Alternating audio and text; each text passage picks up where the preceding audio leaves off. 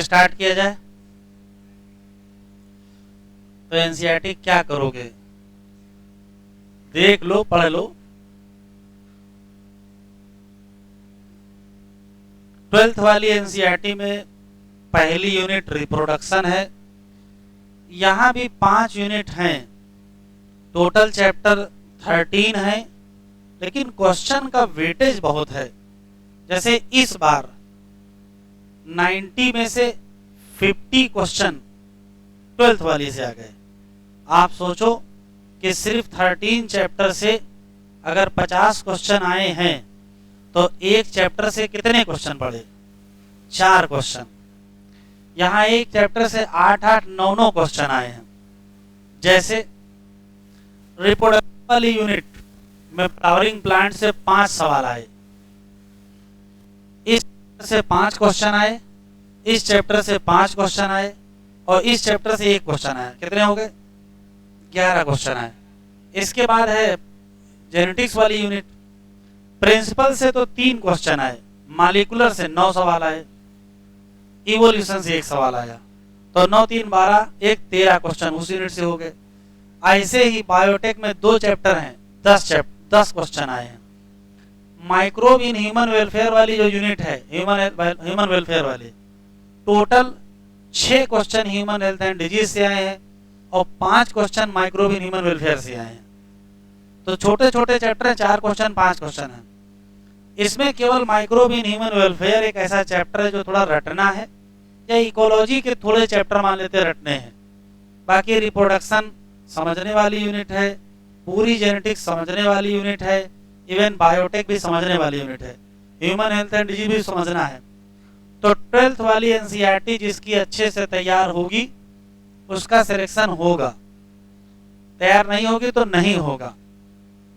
उसके पीछे कारण क्या है, यहाँ क्वेश्चन डिजाइन हो जाते हैं, फ्रेम करके सवाल आ गए। जैसे इस बार एक पीसीआर का बहुत बढ़िया क्वेश्चन फ्रेम कर दिया 2 की पावर n वाला, ठीक है। वो तो बाहर आने के बाद समझ में आया, अंदर समझ ही नहीं आ रहा था ये क्या आ गया है। तो क्वेश्चन यहाँ डिजाइन हो जाते हैं। इस बार आईवीएफ का एक अच्छा क्वेश्चन डिजाइन कर दिया था, ठीक है। प्रिंसिपल ऑफ इनहेरिटेंस में एक बहुत अच्छा क्वेश्चन डिजाइन कर दिया था। सेक्सुअल रिप्रोडक्शन फ्लावरिंग में एक चैप्टर का एक क्वेश्चन ऐसा डिजाइन किया, जिनको कम जानकारी थी उनका सही हो गया और जिनको ज्यादा थी उनका गलत हो गया। ऐसा क्वेश्चन डिजाइन कर दिया। तो यहाँ क्वेश्चन डिजाइन होते हैं। बस एक अच्छी चीज है, 12th वाली एनसीईआरटी की मेमोरी परमानेंट होती है। अगर आप अच्छे से पढ़ लीजिए, फिर 2-3 महीने ना रिवाइज करिए, तो भी क्वेश्चन आपके सही होंगे। क्योंकि यहाँ चीजें रटनी कम है, समझनी है। समझ लेंगे अच्छे से तो याद रहेंगी। तो अच्छी चीज ये है कि मेमोरी लॉन्ग लास्टिंग है। बस क्या है, अच्छे से आपको पढ़ना है। अभी क्या स्टार्ट हुआ है, कोई भी यूनिट होती है उसके पहले एक पैराग्राफ लिखा रहता है। पहले इससे सवाल नहीं आते थे, इस बार क्वेश्चन पूछ लिए हैं तो पढ़ना पड़ेगा। तो देख लेते हैं इस यूनिट में क्या लिखा हुआ है। डालो भाई, रिप्रोडक्शन यूनिट, रिप्रोडक्शन। अब ये तो पूछेगा नहीं कि बताओ कि कितने इस यूनिट में कितने हैं। भैया ये किस पेज नंबर पे लिखा हुआ है ना। तो पूछे ना तो नहीं चाहिए, बाकी भाई उसके मूड की बात है, कुछ भी पूछ सकता है। तो सिर्फ 2 क्वेश्चन है इस पूरे में। आधे से ज्यादा तो यहाँ कहानी लिखी है कि इस यूनिट में पढ़ेंगे क्या। अब ये तो पूछेगा नहीं क्या क्या पढ़ोगे, कुछ काम की चीजें लिखी। तो सुन लीजिए, 2 लाइनें लिख लीजिएगा। एक कॉन्सेप्ट है कि दुनिया के सभी लिविंग ऑर्गेनिज्म में से कोई ऐसा नहीं है जो अमर हो, मतलब इमॉर्टल, मतलब सबकी डेथ निश्चित है। तो अगर सबकी डेथ निश्चित है, सब लोग मर ही जाएंगे, तो धरती पर फिर एक ना एक दिन जीवन समाप्त हो जाएगा। लेकिन ऐसा हो नहीं रहा है। लोग परमानेंट मर रहे हैं लेकिन जीवन बचा हुआ है। क्यों है? क्योंकि दुनिया में चीज और चल रही है। 2 सत्य हैं, अगर डेथ निश्चित है वो सत्य है, तो ये भी सत्य है कि ऑर्गेनिज्म इस धरती से जाने से पहले अपने जैसे लोगों को छोड़ के जाएगा। इसका मतलब क्या होगा, रिप्रोडक्शन जरूर होगा। तो कौन सी चीज अमर है? तो कहोगे ग्रुप अमर होता है, समूह अमर होता है। जैसे मान लेते ह्यूमन पॉपुलेशन, जितनी भी संख्या दुनिया में 6-7 बिलियन है, 24 घंटे पता नहीं कितने लोग मर जाते होंगे, लेकिन मान लेते 1 लाख लोग मर गए 24 घंटे में, तो 1.5 लाख पैदा हो गए, तो 50,000 का फायदा हो गया। कहने का मतलब ये है कि जो समूह है उसमें कुछ लोग जाते रहते हैं और कुछ लोग आते रहते हैं, इसी नाते समूह हमेशा बना रहता है। तो ग्रुप की इमॉर्टलिटी होती है, समूह अमर होता है, ग्रुप इमॉर्टल होता है। उसके पीछे कारण यही है, क्या? रिप्रोडक्शन। यदि रिप्रोडक्शन न हो रहा होता तो एक न एक दिन यहां से सभी लोग क्या हो जाएंगे? एक्सटिंक्ट हो जाएंगे। तो इस धरती पर जीवन को बचाए रखने में बड़ा इंपॉर्टेंट रोल इसका है, रिप्रोडक्शन का। तो 2 लाइनें लिख लीजिए, जैसे बोले ऐसे लिख लीजिए। लिखिए लिविंग ऑर्गेनिज्म,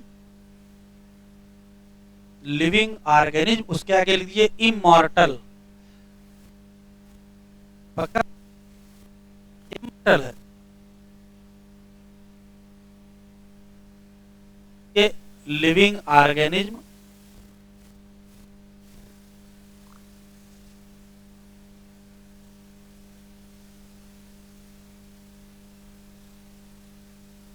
आगे लिखिए नॉट इमॉर्टल, अमर नहीं है। ठीक है, इनसे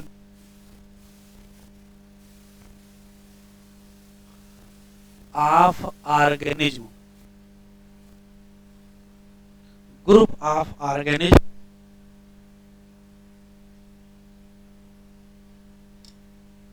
और आगे लिख दीजिए इमॉर्टल, अमर है। क्यों? उसका क्या एरो करके लिखिए, ड्यू टू रिप्रोडक्शन। समूह अमर है क्योंकि क्या हो रहा है? रिप्रोडक्शन हो रहा है। तो इस धरती पर जीवन को बचाए रखने के लिए कौन सी प्रोसेस जिम्मेदार है? तो आंसर क्या देंगे? रिप्रोडक्शन। तो एक लाइन और लिख लीजिए, reproduction enable survival of species on earth. देख के लिखोगे, अरे ऐसे लिख लो, थोड़ा दूसरे कलर में लिख गया है, कोई बात नहीं। रिप्रोडक्शन इनेबल क्या? Survival of species on earth. इस धरती पर स्पीसीज जीवित बची रहेंगी, उसके पीछे सबसे महत्वपूर्ण रोल किसका है? रिप्रोडक्शन का। ये जनरल कहानी लिखी है, जरा 2 लाइनें अंडरलाइन भी कर लीजिए। यहाँ बायोलॉजी क्या है? तो जो 6 महीने से पढ़ रहे हैं, ठीक है। कह रहा कोई भी इंडिविजुअल, वाइल इंडिविजुअल ऑर्गेनिज्म क्या हो जाएगा? Die without fail. Without fail मतलब ऐसा कोई नहीं है जो ना मरे, मतलब सब लोग क्या हो जाएंगे? मर जरूर जाएंगे, इसका कोई एक्सेप्शन नहीं है। लेकिन species continue to live through millions of year, जबकि बीच बीच में क्या हुआ है? क्या है? थ्रेटेंड नेचुरल या एंथ्रोपोनिक एक्सटिंक्शन। बहुत सारी समस्याएं आई, बड़े बड़े लोग एक्सटिंक्ट भी हो गए, लेकिन धरती पर जीवन बचा हुआ है। Reproduction become a vital process without which species can not survive for long. बहुत दिनों तक धरती पर रह नहीं सकते हैं। क्यों? ईच इंडिविजुअल छोड़ के जाएगा क्या? प्रोजेनी, या तो ये सेक्सुअल या तो सेक्सुअल रिप्रोडक्शन से। सेक्सुअल रिप्रोडक्शन से और एक फायदा होगा, वेरिएशन आएंगे ना, अभी पीछे पड़ के आया हो, क्रॉसिंग ओवर होगा, और वेरिएशन से क्या होगा? बचे रहने का चांस बढ़ जाएगा, क्योंकि वेरिएशन से आप लड़ सकते हैं किसी नई परिस्थिति से। फिर इस चैप्टर में क्या पढ़ोगे उससे कोई मतलब नहीं, इतनी कहानी यहां लिखी है। ठीक, अगला साइंटिस्ट वाला पढ़ लेते हैं।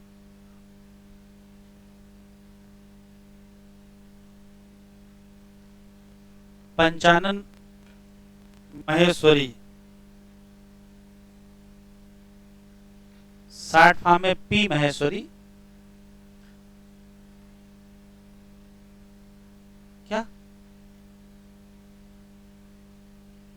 हाँ, इनका अच्छा सवाल, इधर देख लो।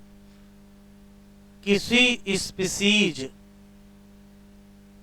में इंडिविजुअल होते हैं, ध्यान से सुनिएगा, और इंडिविजुअल के ग्रुप को कहते हैं पॉपुलेशन। पॉपुलेशन क्या है कहोगे? ग्रुप है of individual of same species. Population is a group of individual of same species. जैसे 100 लोगों का एक ग्रुप है, ये एक पॉपुलेशन है, इसमें 100 लोग एक स्पीसीज के रह रहे हैं, इसमें से 100 के 100 लोग मरेंगे, 100% कोई अमर नहीं है, ठीक है। तो यहाँ कहा जा रहा है कि इंडिविजुअल की डेथ क्या है? निश्चित है। तो अगर इंडिविजुअल की डेथ नहीं थी, 100 के 100 मर जाए तो फिर पॉपुलेशन खत्म हो जानी चाहिए। तो खत्म क्यों नहीं हो रही है? क्यों? ये मरने से पहले क्या करेंगे? कुछ ना कुछ अपने जैसे बना के चले जाएंगे, तभी स्पीसीज क्या है? बची रहेगी, ठीक है। 100% स्पीसीज नहीं बची रहेंगी। अगर 100% बची रही होती तो डायनासोर अभी होता, तो हम लोग ना होते, ठीक है। कहने का मतलब है इन जनरल ऐसा नहीं कि रिप्रोडक्शन इतनी बड़ी पावर है कि किसी भी स्पीसीज को एक्सटिंक्ट होने से बचा ही लेगी। प्रयास है कि स्पीसीज, अगर रिप्रोडक्शन ना होता तब सोचो क्या होता। तो रिप्रोडक्शन ना होता तो 100% स्पीसीज क्या हो जाती है? एक्सटिंक्ट हो जाती है। जो बची हुई दुनिया में वो किसके नाते बची हैं? वो रिप्रोडक्शन से बची, ये भावना है। तो ग्रुप क्या है? इमॉर्टल है, अमर है, जबकि इंडिविजुअल अमर नहीं है, क्योंकि इंडिविजुअल तो मर जाएगा। समूह क्यों जीवित रहेगा? क्योंकि समूह के लोग क्या करेंगे? रिप्रोडक्शन करेंगे और नई प्रोजनी छोड़ के जाएंगे। चलो भाई, पी महेश्वरी के बारे में कुछ पढ़ लेते हैं। यहाँ कहानी लिखी कि इन्होंने क्या क्या किया जिंदगी में, कहाँ कहाँ घूमे, कहाँ कहाँ पढ़े। तो देखो, नवंबर में पैदा हुए, कहो डेट नहीं बताए, 1904। कहाँ पैदा हुए? जयपुर, राजस्थान। चलो ठीक है। उसके बाद इन्होंने बहुत सारे काम किए, लेकिन पढ़ने के लिए कहाँ चले आए? ये बड़ी बात है। पढ़ने के लिए कहाँ चले आए? इलाहाबाद। तो इलाहाबाद उस समय में भी पढ़ाई का अच्छा केंद्र था, अभी भी है। तो पैदा हुए राजस्थान और पढ़ने कहाँ चले आए? इलाहाबाद आए। अब इलाहाबाद में पढ़ाई कहाँ करेंगे? तो इलाहाबाद यूनिवर्सिटी में ही करेंगे। और कहाँ करेंगे? वहां डिग्री कौन सी ले ली?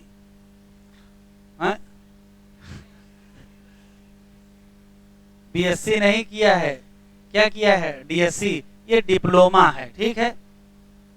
अब ये तो वही जाने कितने साल का होता होगा, कह रहे। लेकिन कॉलेज के दिनों में ये बहुत ज्यादा इंस्पायर्ड हो गए, किससे? डॉक्टर डब्ल्यू डजन, डजियन, अरे चाहे जो पढ़ लो। ये कौन है? अमेरिकन मिशनरी टीचर हैं। टू डेवलप इंटरेस्ट, और तभी इनका इंटरेस्ट किसमें हुआ?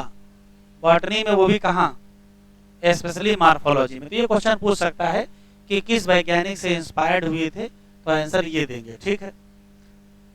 फिर जिन टीचरों से ये पढ़ रहे थे, वो डेली क्लास में आते थे, एक लाइन बोलते थे कि काश ऐसा हो कि कोई हमारा पढ़ाया हुआ बच्चा हमसे भी ज्यादा क्या कर जाए? काम करे, हमसे भी ज्यादा नाम करे। ये बात इनको समझ में आ गई, अपने गुरुजी की बात। हाँ, तो हम भी बोल देते हैं भाई ऐसा हो कि हम लोग अच्छा करें, हमसे अच्छा करें। हर टीचर यही चाहता है। तो इनके टीचर की ये बात इनके टीचर की ये बात इनको समझ में आ गई और कहा कि कुछ ना कुछ अपने गुरुजी को वापस जरूर करेंगे, ठीक है, नाम के फेम में। कि किस प्रकार से लोग कहेंगे कि हाँ, ये किसी पर्टिकुलर टीचर के, भाई जैसे मान लो ये फेमस हो गए होंगे, तो ये तो पूछते होंगे भाई इनको पढ़ाया कौन है, तो उनका भी नाम हो गया इसी बहाने। जनरल कहानी लिखी है, क्वेश्चन कम आएंगे। ये है इनका काम। इन्होंने काम क्या किया? तो देखो क्या किया काम। He worked on embryological aspect, ये टिक कर लो, इम्पोर्टेंट है। एम्ब्रियोलॉजिकल एस्पेक्ट और उसका यूज किया गया है किसमें? Embryological character in the taxonomy. तो ये अच्छा सवाल है। कौन से वैज्ञानिक हैं जिसने टेक्सोनॉमी का एम्ब्रियोलॉजिकल एस्पेक्ट दुनिया के सामने रखा और एम्ब्रियोलॉजी को टेक्सोनॉमी में यूज किया? ये काम किसने किया? तो तब आंसर ये मिलेगा, क्या? पी महेश्वरी। और वैज्ञानिक हैं जिन्होंने ये काम किया है कि एम्ब्रियोलॉजी का इस्तेमाल कराया है, लेकिन इनका भी रोल है। इन्होंने फिर बनवाया क्या? Department of botany. कहाँ? University of Delhi. पैदा हुए जयपुर, पढ़े इलाहाबाद और यूनिवर्सिटी कहाँ खोले, दिल्ली में, और फिर वहाँ बहुत सारे रिसर्च किए, किस फील्ड में, तो ये याद रखिएगा, एम्ब्रायोलॉजी और टिश्यू कल्चर। इन्होंने क्या किया, तो इन्होंने आर्टिफिशियल कल्चर कराया, किसका, इमेच्योर एम्ब्रायो। अभी चैप्टर हम पढ़ेंगे बायोटेक्नोलॉजी, उसमें टिश्यू कल्चर पढ़ेंगे और वहाँ बताएंगे टाइप ऑफ टिश्यू कल्चर। उसमें एक टाइप है एम्ब्रायो कल्चर, एक एम्ब्रायो से कई एम्ब्रायो बनवाना, इसी को आर्टिफिशियल एम्ब्रायो कल्चर कहते हैं। उनमें इनका बड़ा रोल है, इंपॉर्टेंट है, काम किया है। आज के समय में टिश्यू कल्चर बहुत लैंडमार्क है इन साइंस में। इन्होंने काम किया किस फील्ड में, तो टेस्ट ट्यूब फर्टिलाइजेशन, ये भी बड़ा इंपॉर्टेंट लाइन है। टेस्ट ट्यूब फर्टिलाइजेशन बहुत लोगों ने काम किया, इनका भी रोल है। और ये एक स्पेशल शब्द लिखा है, ये टिक कर लीजिए, intra ovarian pollination. Intra ovarian pollination क्या, जरा देखो, तो ये है स्टिग्मा, ये है स्टाइल, ये है ओवरी, और ओवरी में ये है ओव्यूल। सामान्य जब पालन ग्रेन आता है तो पालन ग्रेन यहाँ रिलीज होता है ना, फिर पालन ट्यूब बनती है, तब जाकर के यहाँ फर्टिलाइजेशन होता है। ये सीधे पालन ग्रेन यहीं पहुंचा दिए, इसी को कहते हैं इंट्रा ओवेरियन पॉलिनेशन। तो ये शब्द काम का है।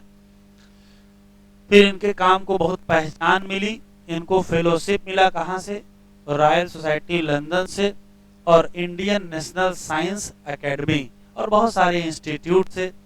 इन्होंने इनकरेज किया जनरल एजुकेशन को, शिक्षा को, और खासकर स्कूल एजुकेशन में इनका बड़ा इंपॉर्टेंट रोल है, क्योंकि जो एनसीईआरटी आप पढ़ रहे हो वो पहली टेक्स्ट बुक इन्होंने ही बनवाई है।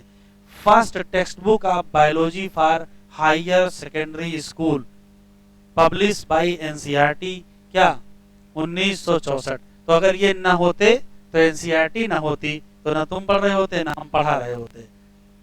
ठीक है, तो काम की बात सुने, याद क्या रखोगे, कब पैदा हुए, कहाँ पैदा हुए, वैसे तो नहीं पूछना चाहिए भाई, एग्जामिनर गुस्सा होगा, पूछ सकता है, हो सकता है कि हाँ उसका, उस एग्जामिनर का भी जन्म इनके मोहल्ले में हुआ हो, तो ये पूछ सकता है कि हाँ कहाँ है, नवंबर 1904, कहाँ, जयपुर राजस्थान। पढ़े कहाँ, इलाहाबाद में पढ़े। किससे प्रभावित हो गए, डचडियन, ठीक है, और तब से इंटरेस्ट इनका किधर हो गया, बॉटनी में।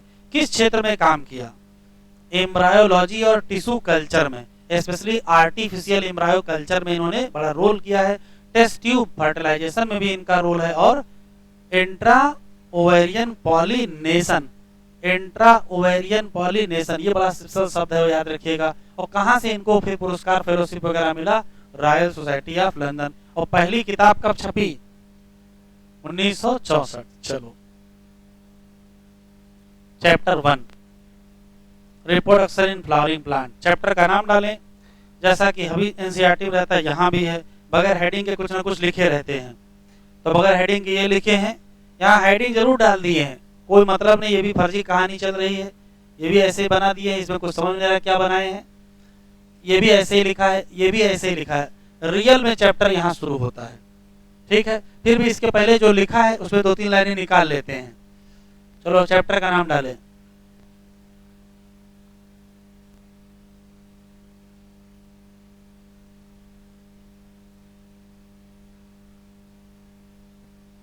अगर हम वेटेज की बात करें तो वेटेज वाइज मिनिमम 5 क्वेश्चन हर साल आते हैं, पेपर उठा के देख लीजिए, 5 क्वेश्चन यहाँ मिल ही जाएंगे, जिसमें से भी फिक्स है एक क्वेश्चन पॉलिनेशन से आना कंपलसरी है, आता ही आता है। एक क्वेश्चन इसका जो फर्टिलाइजेशन वाला जो इवेंट है जिसमें एम्ब्रायो वगैरह बनेगा, वहां से आता है। एक क्वेश्चन उसके पहले है, 2 क्वेश्चन यहाँ से आते हैं, एक मेल रिप्रोडक्टिव पार्ट से, एक फीमेल रिप्रोडक्टिव। तो 5-6 पार्ट ही यहाँ है, 5-6 क्वेश्चन एग्जाम में आ जाते हैं। जैसे इस बार भी क्या है, 5 क्वेश्चन आ गए हैं। चैप्टर का नाम डालिए, हेडिंग डालिए इंट्रोडक्शन, जनरल कहानी है। शुरू करें, अभी लिखेंगे नहीं, सुनेंगे।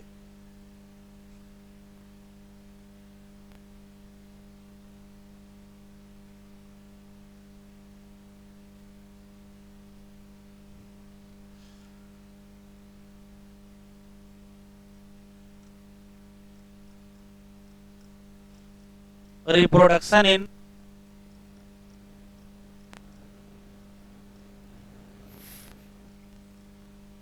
फ्लावरिंग प्लांट, शुरू करें। जरा देखिए, दुनिया में जितने भी प्लांट हैं उन सब में रिप्रोडक्शन होगा। रिप्रोडक्शन शब्द का जो शाब्दिक मतलब है कि अपने जैसी प्रोजनी बनाना, लेकिन उसके तरीके अलग अलग हैं। एक तरीका यह है कि या तो आप एसेक्सुअल रिप्रोडक्शन देखने को मिलेगा, और या तो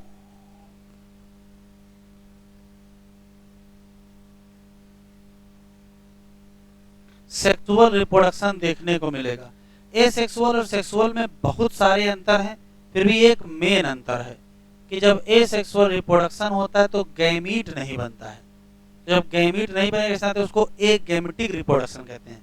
जबकि यहाँ गैमीट बनेगा, तो गैमीट बनना या गैमीट ना बनना एक बड़ा अंतर है। जैसे यहाँ गैमीट बनेंगे, तो अगर गैमीट बनेंगे तो फिर गैमीट बनाने वाला कोई स्ट्रक्चर होना चाहिए। तो गैमीट बनाने वाले फिर स्ट्रक्चर, मेल गैमीट बनेगा तो मेल रिप्रोडक्टिव पार्ट होगा, और फीमेल गैमीट बनेगा तो फीमेल रिप्रोडक्टिव पार्ट होगा। प्लांट में है, यहाँ टेस्टिस ओरी तो बना नहीं देंगे, प्लांट में पढ़ रहे हैं, तो प्लांट में मेल और फीमेल रिप्रोडक्टिव पार्ट कहाँ पाए जाएंगे? तो कहोगे फ्लावर में पाए जाएंगे।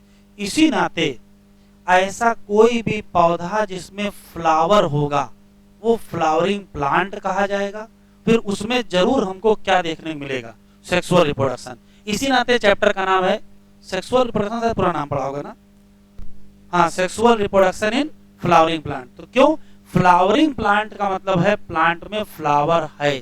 तो अगर फ्लावर है तो फिर male reproductive female reproductive part होंगे, तो फिर क्या होगा? सेक्सुअल रिप्रोडक्शन जरूर होगा। आप लिख लीजिए, without gamete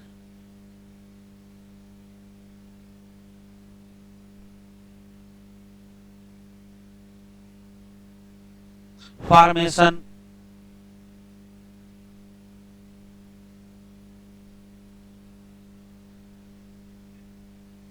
with gamete formation. एक बात, तो गैमीट बनाएंगे तो कहां बनाएंगे?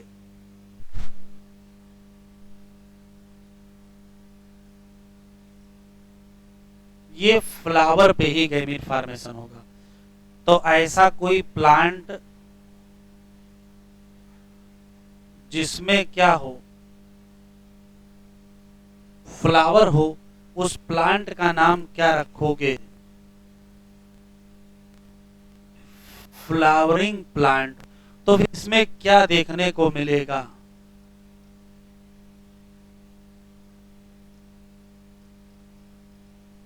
सेक्सुअल रिप्रोडक्शन देखने को मिलेगा। एनसीईआरटी में लाइन लिखी, all flowering plant shows sexual reproduction. ठीक है,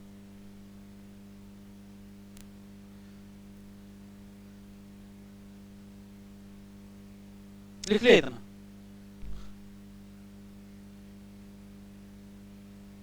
अब सवाल है कि कोई प्लांट जो होता है उसके जीवन में दो फेज होती हैं।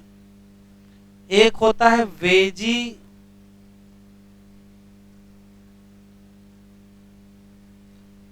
फेज। ऐसी फेज जब जीवन पौधे का, ऐसी फेज जब पौधा केवल ग्रो करता है, मतलब उसमें पत्तियां बड़ी होंगी, उसका स्टेम बड़ा होगा, लीफ रूट सब कुछ होगा, बस फ्लावर नहीं होगा। जैसे कोई सीडलिंग होता है, फिर पौधा बड़ा होगा, फिर थोड़ा और बड़ा होगा, टाइम लगता है कि कुछ दिनों बाद फिर फूल आते हैं ना। तो जितने दिन केवल ग्रोथ होती है उसको क्या कहते हैं? Vegetative phase. तो ये क्या होता है? इस दौरान केवल प्लांट में ग्रोथ होती है।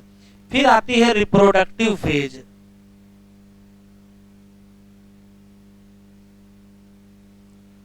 तो जैसे रिप्रोडक्टिव फेज आएगी वैसे क्या होगा? तो कहोगे फ्लावरिंग हो जाएगी। तो प्लांट में फ्लावरिंग कब होगी? तो कहोगे जब रिप्रोडक्टिव फेज स्टार्ट होगी। अब फ्लावरिंग होने के लिए क्या चाहिए? तो प्लांट में बनता है फ्लोरल प्राइमोडियम। फ्लोरल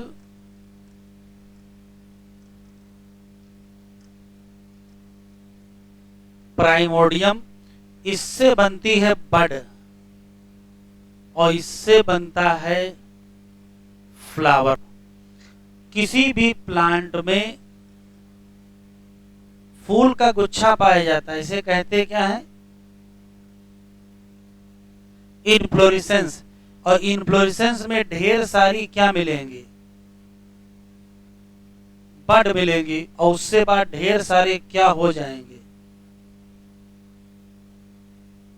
ये सब जनरल कहानी पहले पेज में लिखी है।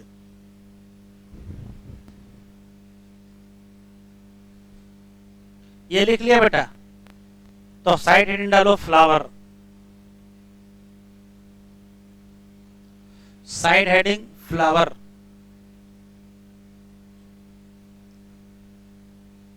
और डायग्राम बना लीजिए।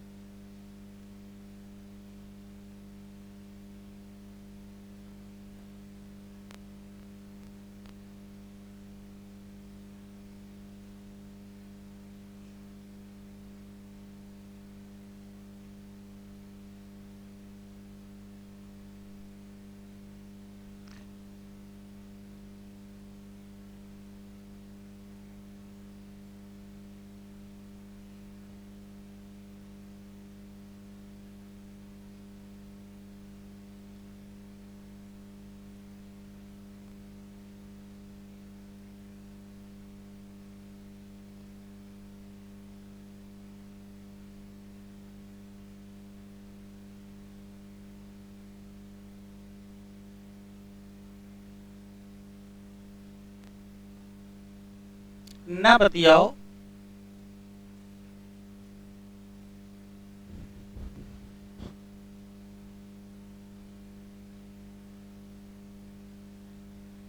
शुरू करें। अगर हम फ्लावर की बात करेंगे तो किसी भी फ्लावर में 4 वर्ल पाए जाते हैं, 4 घेरे होते हैं। वो घेरे ऐसे दिखाई पड़ेंगे बाहर से अंदर की तरफ। सबसे बाहर कैलिक्स होता है, फिर कोरोला होता है, फिर एंडोसियम होता है, सेंटर में गाइनीसियम होता है। तो अगर बाहर से अंदर पूछेगा तो कैलिक्स, कोरोला, एंडोसियम, गाइनीसियम बताएंगे, और अंदर से बाहर पूछेगा तो फिर गाइनीसियम, एंडोसियम, कोरोला और कैलिक्स बताइएगा।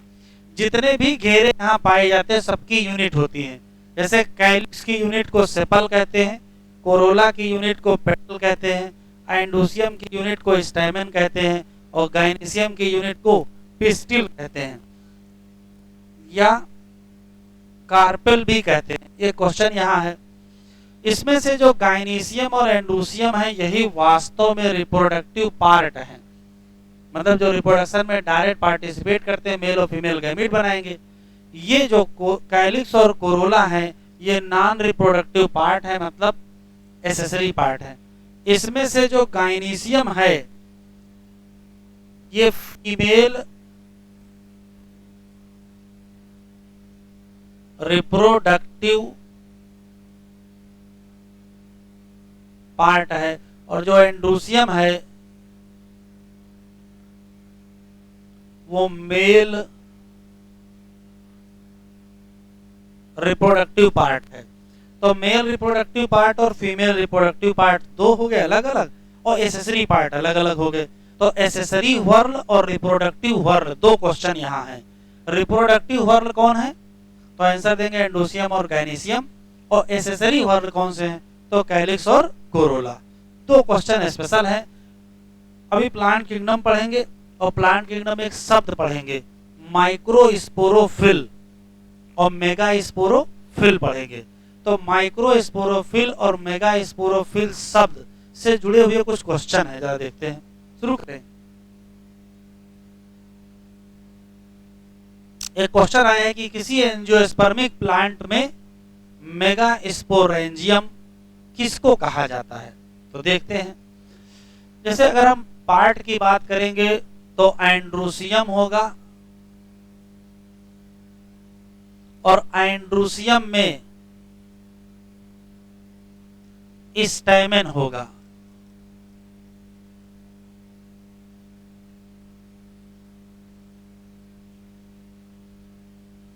एंड्रोसियम में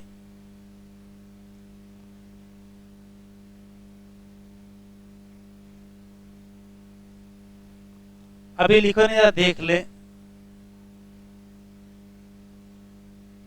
एंड्रोसियम, और एंड्रोसियम में क्या है?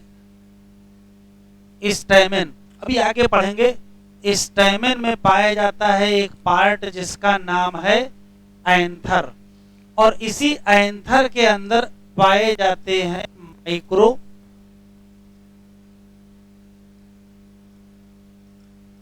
माइक्रोस्पोरेंजिया।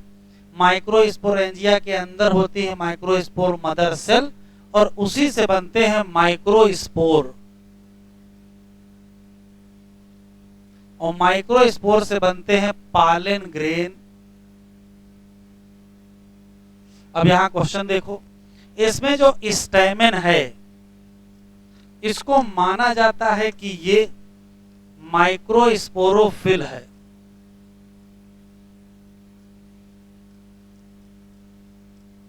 और इसी माइक्रोस्पोरोफिल पे क्या मिली? माइक्रोस्पोरेंजिया। और जो पालन ग्रेन है इसी को माना जाता है मेल गेमेटोफाइट। तो मेल वाले पार्ट में 3 क्वेश्चन याद रखिएगा, माइक्रोस्पोरोफिल, माइक्रोस्पोरेंजिया और मेल गेमेटोफाइट। अब फीमेल वाले में आ जाओ।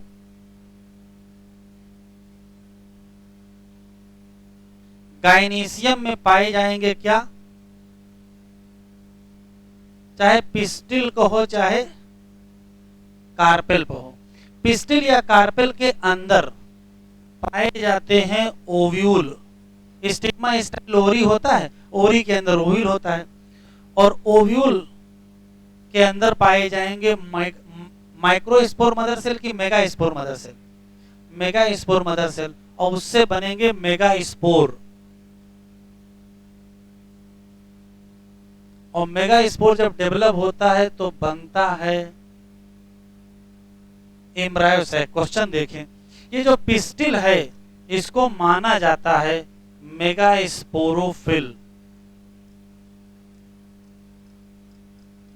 एक क्वेश्चन ये है। दूसरा, जो ओव्यूल है इसे माना जाता है मेगास्पोरेंजिया, और एम्ब्रायोसैक को माना जाता है फीमेल गेमेटोफाइट। तो ये 3 क्वेश्चन है यहाँ। किसको हम लोग मेगास्पोरोफिल मानते हैं, किसको हम लोग मेगास्पोरेंजिया मानते हैं, और किसको हम लोग एम्ब्रायोसैक मानते हैं? लिखो।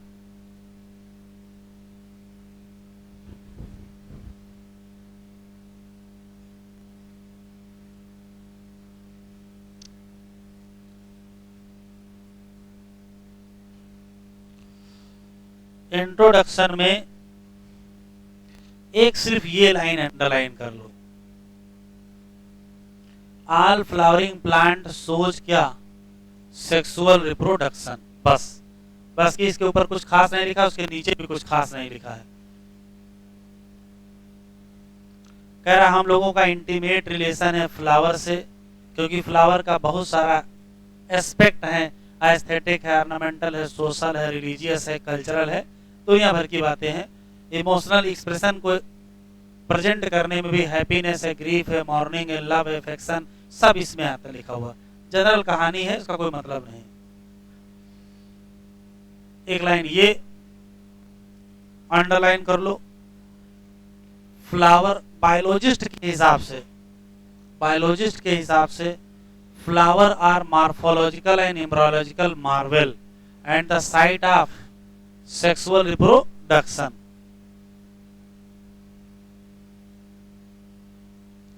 इस हेडिंग में भी कुछ है नहीं खास बात। 2 क्वेश्चन यहां है, मान लो।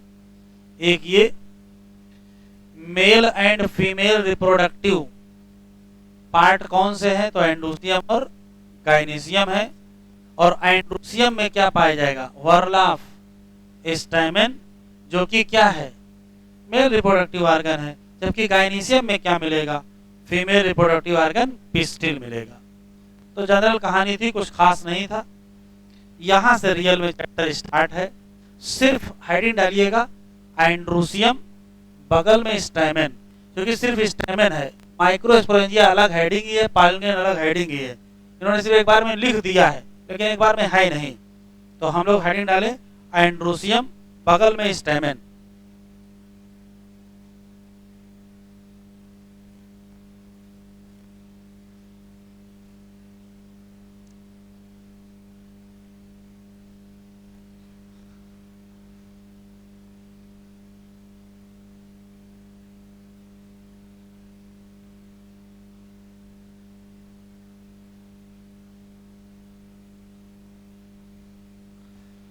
एक डायग्राम बना रहे हैं, डायग्राम बना डालिए। एंड्रोसियम जिसकी यूनिट का नाम स्टेमेन है। देखिए उससे जुड़े सवाल। पहला सवाल है कि किसी एक प्लांट स्पीसीज के एंड्रोसियम को बनाने में कितने स्टेमेन होंगे। तो स्टेमेन की संख्या अलग अलग स्पीसीज में अलग अलग होती है, मतलब वेरिएबल होती है, ठीक है। और किसी एक स्टेमेन की लंबाई कितनी होगी वो भी वेरिएबल होती है। क्यों? स्टेमेन का जो फिलामेंट पार्ट है ये छोटा होगा तो स्टेमेन भी छोटा हो जाएगा, और फिलामेंट बड़ा होगा तो स्टेमेन बड़ा हो जाएगा। तो एनसीईआरटी में एक लाइन लिखी है क्या कि एंजियोस्पर्मिक प्लांट की जो स्पीसीज हैं उसमें number and length of stamen क्या है, वेरिएबल। ये तो रटने वाला सवाल हो गया। किसी एक एंड्रोसियम में कोई एक जो स्टेमेन होगा उसके दो पार्ट होते हैं, एक पार्ट का नाम फिलामेंट है और एक पार्ट का नाम एंथर है। मान लेते ये फिलामेंट है, तो ये फिलामेंट का प्रॉक्सिमल पार्ट है और ये डिस्टल पार्ट है, इस तरीके से लगा हुआ है। इसका जो प्रॉक्सिमल पार्ट है, जो पहले वाला हिस्सा है, वो किससे अटैच होगा। तो पीछे भी डायग्राम बनाए थे कि यहाँ कैसा स्ट्रक्चर बनाए थे इस टाइप का, और यहीं से ऐसे मैंने अटैच कर दिया था, ऐसे स्ट्रक्चर बना था ना। तो फिलामेंट का प्रॉक्सिमल पार्ट या तो किससे अटैच होगा, थैलेमस से। अगर थैलेमस से नहीं अटैच हो तो किससे अटैच हो सकता है, पेटल। और अगर पेटल से अटैच होता है इसको एपीपेटलस कहते हैं। अभी हम लोग मॉर्फोलॉजी में पढ़ेंगे, ठीक। ये मान लेते हैं फिलामेंट है, ये उसका प्रॉक्सिमल पार्ट है, ये डिस्टल पार्ट है। तो जो डिस्टल पार्ट है वहीं पर क्या पाए जाएंगे, एंथर। तो एंथर और स्टेमेन में अंतर है। Anther is a part of stamen. अब एंथर को सिर्फ ध्यान से देखेंगे तो एंथर में दो लोब दिखाई पड़ रही हैं, इसी नाते इसको बाइलोब्ड एंथर कहते हैं। एंथर का ही पूरा नाम क्या है, बाइलोब्ड एंथर, क्योंकि बाई का मतलब दो, लोब का मतलब लोब। तो एंथर बनाने में कुल कितने लोब हैं, तो कहोगे दो लोब हैं। अगर दोनों लोब को ढंग से देखना चाहते हैं तो आप इसकी टीएस काट दीजिए, तो आपको एक लोब ये दिखाई पड़ गया और एक लोब ये दिखाई पड़ गया। तो ट्रांसवर्स सेक्शन में टीएस में प्रॉपर दिखाई पड़ जाते हैं। थोड़ा और ध्यान से देखेंगे तो किसी भी एंथर का जो लोब है, जैसे इतना हिस्सा एक लोब है, इतना हिस्सा दूसरा लोब है, तो दोनों लोब अंदर से आपस में जुड़े होते हैं। किसके द्वारा, आंसर देंगे कनेक्टिव। तो कनेक्टिव क्या करता है, दोनों लोब को आपस में जोड़ देता है। और ध्यान से देखेंगे, ये मान लेते एक लोब है, तो किसी एंथर में कितने लोब होंगे, तो कहोगे दो लोब होंगे। लेकिन किसी लोब के अंदर जब देखोगे तो क्या दिखाई पड़ जाएंगे, दो थीका। एंथर के लोब में दो थीका होते हैं, इसी नाते इसको बोलते हैं बाइथीकल या डाइथीकल एंथर लोब बोलते। तो एंथर में है दो लोब और लोब में है दो थीका, तो नाम क्या पड़ गया, बाइथीकल या डाइथीकल एंथर लोब। तो टोटल एंथर में कितने थीका हो गए, तो टोटल एंथर में चार थीका, लोब में दो थीका, तो नेट कितने हो गए, चार हो गए, ठीक। Two theca in each anther lobe. जैसे जैसे एंथर डेवलप होता है, जहां थीका जिसको हम कहते हैं वही डेवलप होके क्या बन जाता है, माइक्रोस्पोरेंजिया। तो अगर एक एंथर लोब में दो थीका हैं तो एक एंथर लोब में दो माइक्रोस्पोरेंजिया हो जाएंगे। तो टोटल एंथर में कितने माइक्रोस्पोरेंजिया, चार माइक्रोस्पोरेंजिया हो जाएंगे। इसी नाते इस कंडीशन को कहते हैं ट्राइस्पोरेंजिएट। फिर से सुनते हैं, जहां थीका है वही माइक्रोस्पोरेंजिया है। एक लोब में कितने थीका? 2 थीका। तो एक लोब में कितने माइक्रोस्पोरेंजिया? 2 माइक्रोस्पोरेंजिया। तो टोटल एंथर में कितनी हो गई? 4। तो क्या बोलोगे? टेट्रास्पोरेंजिएट। जैसे जैसे एंथर डेवलप होगा, ये जो माइक्रोस्पोरेंजिया है इसके अंदर की माइक्रोस्पोर मदर सेल डिवाइड करके माइक्रोस्पोर बनाएंगी। कैसे बनाएंगे अभी आगे पढ़ेंगे। माइक्रोस्पोर डेवलप करके पालन ग्रेन बना लेंगे। तो जैसे ही पालन ग्रेन बनेंगे, जहां माइक्रोस्पोरेंजिया है वहीं क्या बन जाएगा? पॉलन सैक बन जाएगा। ये लंबा सा सैक यहां से यहां तक होगा और उसके अंदर क्या भरे होंगे? Pollen grain. तो होता क्या है, जैसे जैसे एंथर डेवलप होता है, पहले आपको उसमें थीका समझ में आएंगे, बाद में उसी जगह माइक्रोस्पोरेंजिया समझ में आएंगे और बाद में उसी जगह आपको क्या समझ में आएगा? पॉलन चैम्बर समझ में आएगा, ठीक, या पॉलन सैक समझ में आएगा। जैसे जैसे एंथर सूखेगा, एंथर चौकोर होता है, इसके 4 कार्नर्स होते हैं, इसको हम टेट्रागोनल भी कह सकते हैं। चारों कार्नर पर एक एक लाइन मिलेगी। लाइन को क्या कहोगे? लॉन्गिट्यूडनल लाइन या लाइन ऑफ डेहिसेंस। यहीं से एंथर रप्चर करेगा और जब एंथर रप्चर करेगा तो क्या रिलीज हो जाएंगे? पॉलन ग्रेन रिलीज हो जाएंगे। इतने क्वेश्चन है, फिर से सुनेंगे फिर लिखेंगे। किसी भी एंजियोस्पर्मिक स्पीसीज में एंड्रोसियम में स्टैमेन के नंबर और उसकी लंबाई वेरिएबल। पहला सवाल, किसी स्टैमेन के 2 पार्ट, फिलामेंट और एंथर। फिलामेंट का प्रॉक्सिमल पार्ट या तो थैलमस से या तो किससे? पेटल से। और डिस्टल पार्ट पर एंथर मिलेंगे। एंथर से ही सारे क्वेश्चन हैं। एंथर बाई लोब्ड होता है, एक लोब में 2 थीका होते हैं तो बाई थीकल एंथर लोब होता है। एक लोब में 2 थीका तो 2 लोब में 4 थीका, तो एंथर में कुल 4 थीका। एक थीका 1 माइक्रोस्पोरेंजिया, 2 थीका 2 माइक्रोस्पोरेंजिया और 4 थीका 4 माइक्रोस्पोरेंजिया। तो किसी एंथर में कितने माइक्रोस्पोरेंजिया? 4। तो इस नाते क्या बोलोगे? Tetrasporangiate anther. और लोब अगर पूछेगा तो लोब में तो 2 ही होंगी, तो उसे बोलेंगे बाई स्पोरेंजिएट एंथर लोब। आराम से पढ़िएगा, एंथर है कि एंथर लोब है? एंथर है तो टेट्रास्पोरेंजिएट और लोब है तो बाई स्पोरेंजिएट। जैसे जैसे समय बीतेगा, जहां माइक्रोस्पोरेंजिया होगी वहीं पॉलन चैम्बर या सैक बन जाएंगे और उसमें क्या भरे होंगे? Pollen grain. जैसे जैसे समय बीतेगा, लॉन्गिट्यूडनल लाइन से क्या करेगा? एंथर स्प्रेड या रप्चर कर जाएगा और उसको कहेंगे क्या? Dehiscence of anther. और रिजल्ट में क्या होगा? रिजल्ट में होगा पॉलन ग्रेन रिलीज। लिख लो।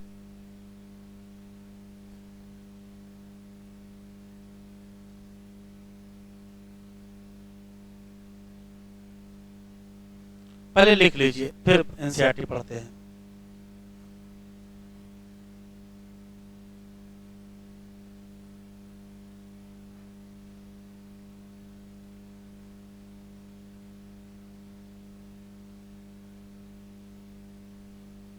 एंजियोस्पर्म की प्लांट स्पीसीज में स्टैमेन का नंबर और उसकी लेंथ दोनों क्या होंगी? वेरिएबल होगी। अगर हम स्टैमेन की बात करेंगे तो उसमें 2 हिस्से मिलेंगे,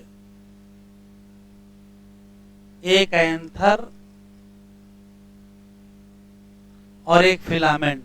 ये जो फिलामेंट है ये काम का है, इसका जो प्रॉक्सिमल पार्ट होगा वो अटैच हो जाएगा किससे? थैलमस या पेटल से। सारा खेल एंथर का है। कहां है? At distal part of filament. Anther कैसा है?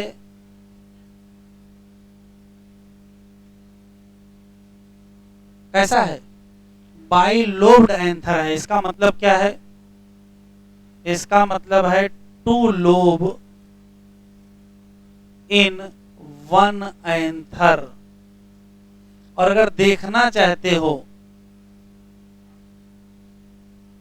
विजिबल इन किसमें? Transverse section. टीएस काटो, अच्छे से दिखाई पड़ जाएगा। Each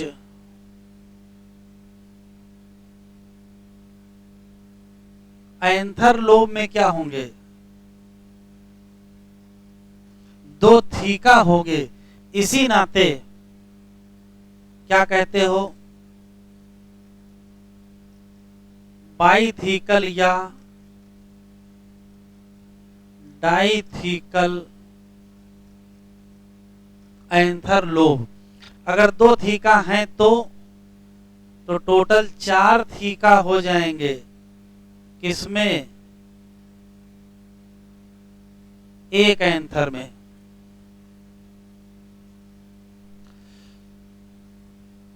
each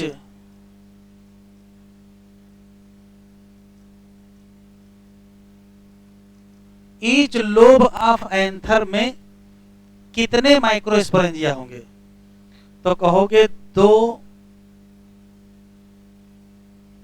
microsporangia.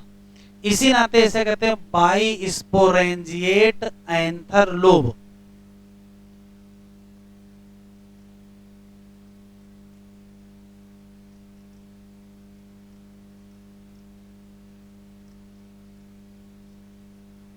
लेकिन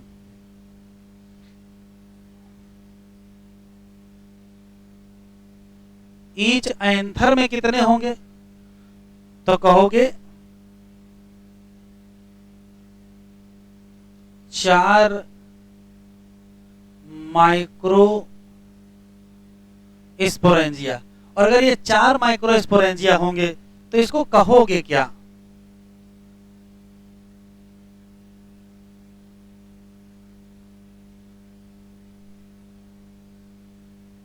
टेट्रास्पोरेंजिएट एंथर। ध्यान से बोलेंगे एंथर की एंथर लोब। तो अगर एंथर लोब बोल दिया तो बाई स्पोरेंजिएट बोलेंगे, और एंथर बोला तो टेट्रास्पोरेंजिएट बोलेंगे।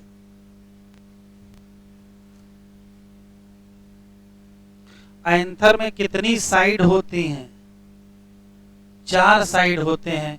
इसी नाते क्या कहते हो? टेट्रागोनल बोलते हैं।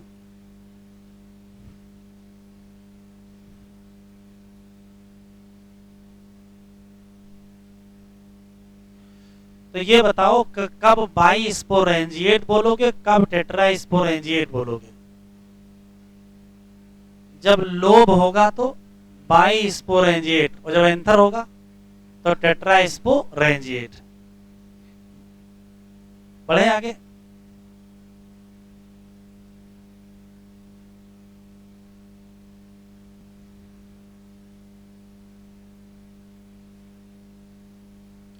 लिखो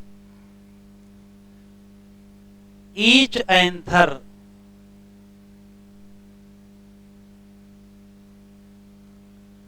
में 4 मिलेंगे क्या? पॉलन सैक या लॉन्गिट्यूडनल सैक। और यहां क्या भरा होगा? फिल बाई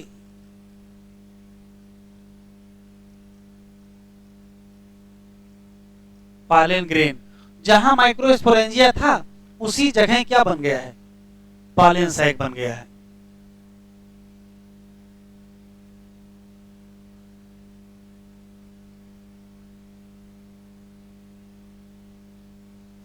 किसी भी एंथर में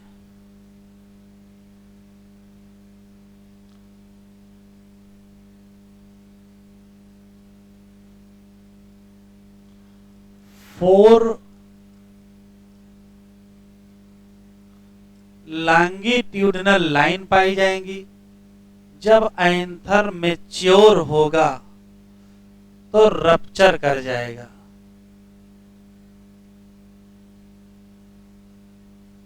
रप्चर ऑफ एंथर कहेंगे क्या?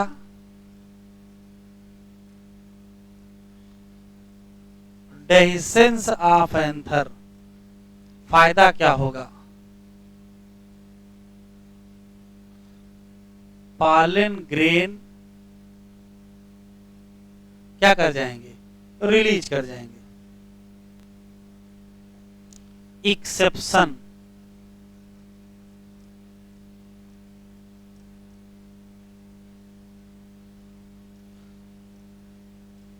एक फैमिली है मालवेसी। मालवेसी का जो एंथर है वो बाइलोब्ड है, इसमें कोई दिक्कत नहीं है। लेकिन एंथर लोब के अंदर थीका एक होता है। जैसे यहाँ एंथर लोब में 2 थीका हो, वहां एक ही थीका है, इसी नाते उसको मोनोथीकल कहते हैं। और एक थीका एक माइक्रोस्पोरेंजिया होता है। तो बताओ मालवेसी के एंथर में कुल कितने माइक्रोस्पोरेंजिया होंगे? 1 की 2 की 3 की 4। तो सामान्यतया पौधों का टेट्रास्पोरेंजिएट एंथर होता है, मालवेसी का बाइस्पोरेंजिएट होता है। क्यों? क्योंकि 2 ही माइक्रोस्पोरेंजिया होती है। ये एक्सेप्शन है, लिख लीजिए। मालवेसी में जो एंथर है वो बाइलोब्ड तो है, इसमें कोई शिक्कत नहीं है, लेकिन मोनोथीकल है। एंथर लोब, मोनोथीकल एंथर लोब का मतलब एक माइक्रोस्पोरेंजिया एक लोब में, तो टोटल कितनी होंगी? 2 ही। बाई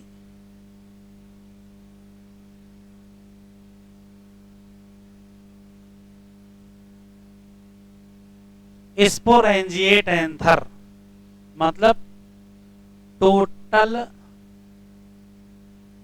2 माइक्रोस्पोरेंजिया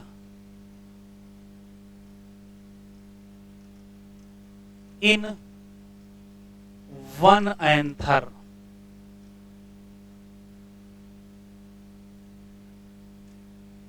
सामान्यतया क्या है?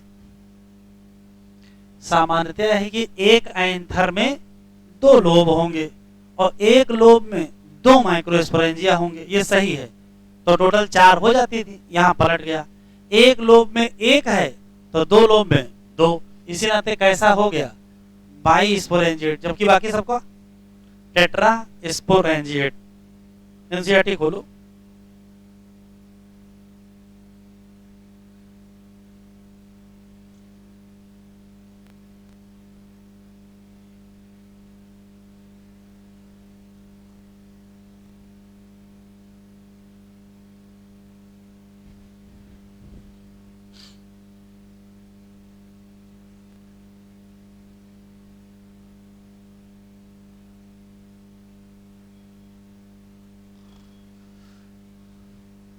किसी टिपिकल स्टैमेन में 2 पार्ट होते हैं, एक लॉन्ग सिलेंडर स्टाक नाम फिलामेंट और टर्मिनल बाइलोब्ड स्ट्रक्चर नाम एंथर।